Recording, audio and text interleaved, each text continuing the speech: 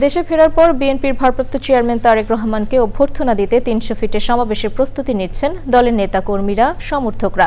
ইতিমধ্যেই ৩০০ ফিট এলাকায় ভিড় করেছেন তারা। এ নিয়ে জানতে নাজিব বেগের কাছে যাচ্ছি, তিনি ৩০০ ফিট এলাকায় আছেন। নাজিব, তারেক রহমানকে অভ্যর্থনা সমাবেশ ঘিরে ৩০০ ফিট এলাকার এখনকার অবস্থা বিস্তারিত জানাবেন আমাদের।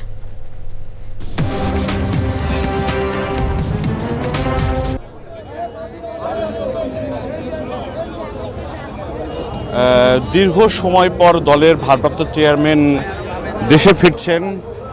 স্বাভাবিকভাবেই দলের নেতাকর্মীদের মাঝে এক ধরনের উৎসব মুহূর্ত আমরা দেখতে পাচ্ছি। সকাল থেকেই মূলত আগামীকালকে উনি আসবেন, কিন্তু আমরা দেখতে পাচ্ছি গতকালকে রাত থেকে কিন্তু নেতাকর্মীরা এখানে এসে উপস্থিত হয়েছেন। উনি আগামীকালকে যেহেতু বিমানবন্দরে আসার পরে যেই গণসংবর্ধনা অনুষ্ঠানে আসবেন, সেখানে এক ধরনের সাজ রব আমরা দেখতে পাচ্ছি। নেতাকর্মীরা বলছেন যে দীর্ঘ সময় পর তারা সরাসরি তাদের দলের ভারপ্রাপ্ত চেয়ারম্যানকে দেখতে পারবেন। এটি তাদের জন্য একটি স্মরণীয় মুহূর্ত হতে যাচ্ছে। আমরা এখানে দু একজন যারা বিএনপির মাঠ পর্যায়ে যারা নেতাকর্মী রয়েছেন তাদের সঙ্গে একটু কথা বলতে চাই যে আপনাদের মধ্যে এখন কি ধরনের অনুভূতি কাজ করছে? আপনাদের দলের ভারপ্রাপ্ত চেয়ারম্যান আসছেন দীর্ঘ সময় পর, দেশের মাটিতে আসছেন প্রায় 17 বছর পর।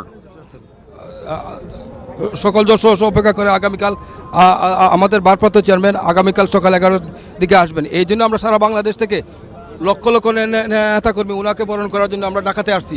ইনশাল্লাহ কালকের এই সমাবেশ বিশাল বৃহত্তর সমাবেশ হবে। আমি সুনামগঞ্জ স্বেচ্ছাসেবক দলের সাবেক ভারপ্রাপ্ত হিসাবে।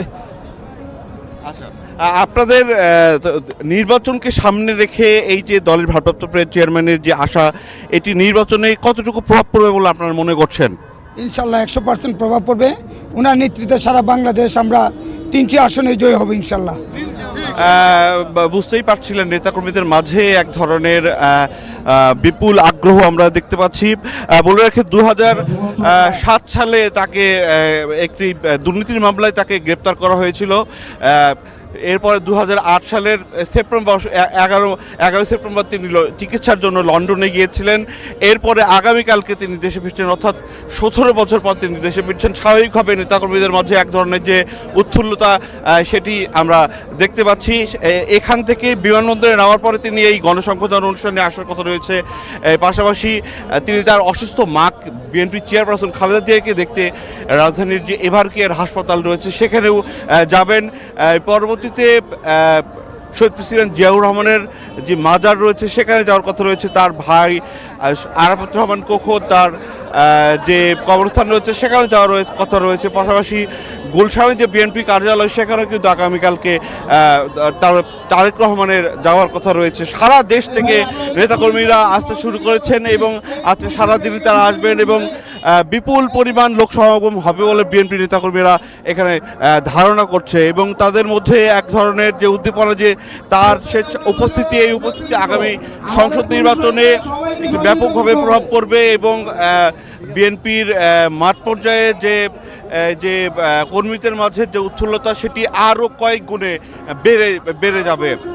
আমরা মঞ্চ দেখতে পাচ্ছি, এই মঞ্চেই মূলত আগামীকাল বিএনপির ভারপ্রাপ্ত চেয়ারম্যান তারেক রহমানকে গণসংবর্ধনার আয়োজন করা হয়েছে। ব্যাপক নিরাপত্তা ব্যবস্থা আমরা দেখতে পাচ্ছি এই মঞ্চটিকে কেন্দ্র করে।